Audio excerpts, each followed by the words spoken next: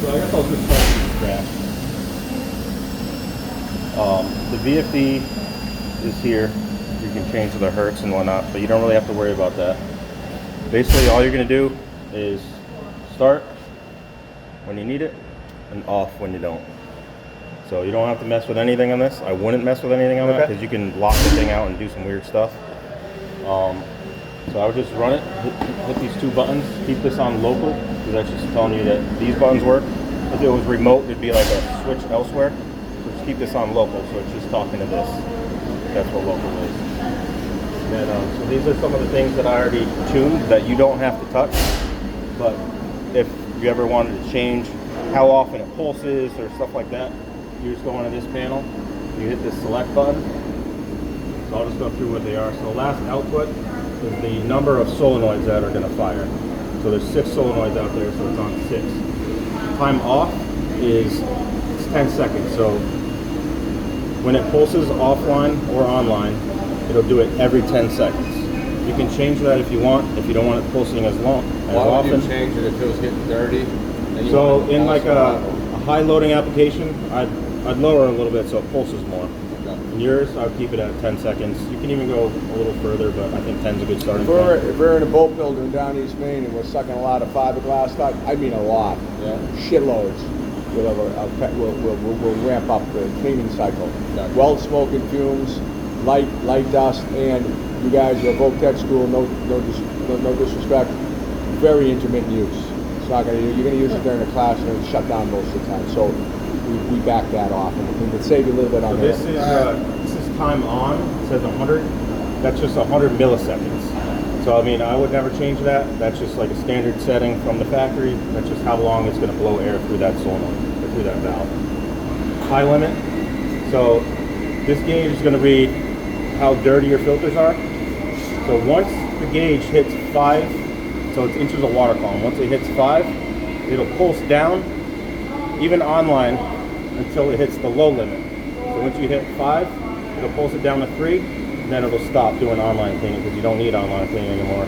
But you still have offline cleaning. I'll get to that in a second. So your low limit, so once you get to 5, it'll pulse down to 3 online.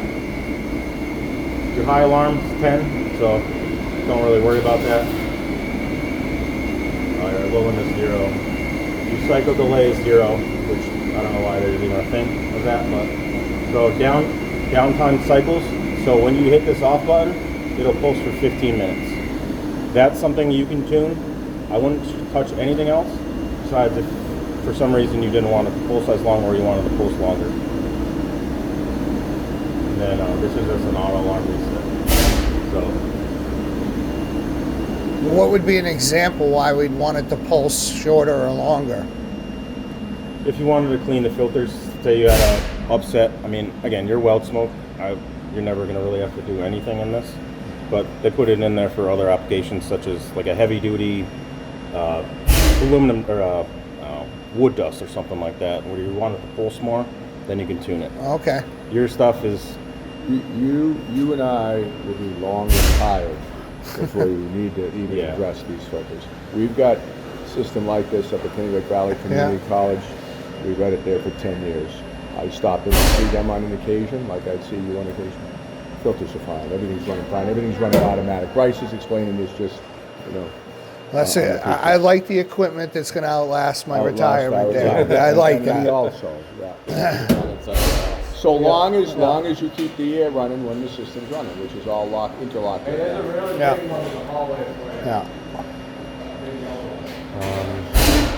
If something goes wrong with the system, does an error show up here, error show up there? Just if it doesn't, if something's wrong?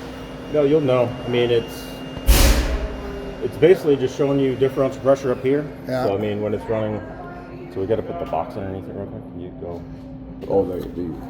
You need to, I looked all over the place and we couldn't find it.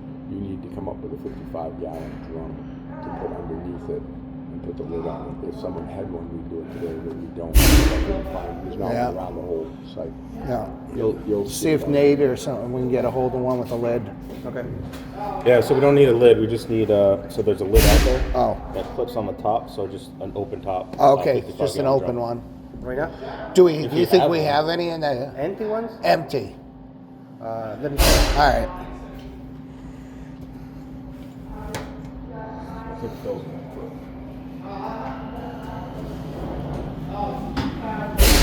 Now, just your baseline is 0.5 to 0.6. So that's just reading differential pressure across the filters. So it's just clean air side to dirty air side. So as the filters get dirty, that number will creep up. And then it'll hit those numbers, such as the high limit. Yep. So once it gets up to 5, it'll start pulsing online. It's pulsing online right now just because I've been messing with the panel. Once it goes through the cycle, it'll stop, and then it'll only pulse when you hit the off button. Okay. Because once you put it in downtime cleaning, it still knows it's got to go for 15 minutes, and then it'll stop online. So we've been used to, like, on the weekends we turn our compressor off. Is that okay to do still with Yes, this on the system? weekends it's fine. So you're not going to want to do it like during the day, because when you turn this off, you want it to pulse. So, I mean, but it's not going to be pulsing on the weekend because it only does it for 15 minutes when you hit the off button. So as long as it's after that and you shut it off, it's fine. It's not converting Okay. anything. All right. We do that because we got some devices out there that got cleaning hoses. Oh, right. The hoses. Oh, we yeah, if you blow a have a little hose and leak then or all something. night the Yeah, compressor right. runs. Yeah, so, no, it makes sense. Yeah, if it's just for the weekend or at night, I mean, I wouldn't worry about it. Yeah. You're not going to be running it at night anyway. All right. By the time you shut that off, this will probably be already off for a while. So I won't worry about it. I'm going to replace a lot of those hoses just Yeah. so we can not have to worry about that. Yep. All right. I mean, if you want more suction, right now the system's running at about half speed. If you want to run it up a little bit more, you just hit this up arrow, and the hertz are going to go up, and you're going to see it. So it's a balancing act because it's going to get louder Yeah. as you turn it up. So you want to, I mean, a happy medium might be like 35 or 40 hertz. You're still going to get good suction. You can go all the way up to 60, but you don't need it because you're probably not going to be running these arms all at once anyways. And I'll show you on this arm, this little thing here is the shutter valve. Yeah. Okay. Yeah. So, I mean, if you want to run it lower for less noise, you know, shut down any one that you're not using, and then it'll just increase the suction on other ones. Makes sense. Yeah.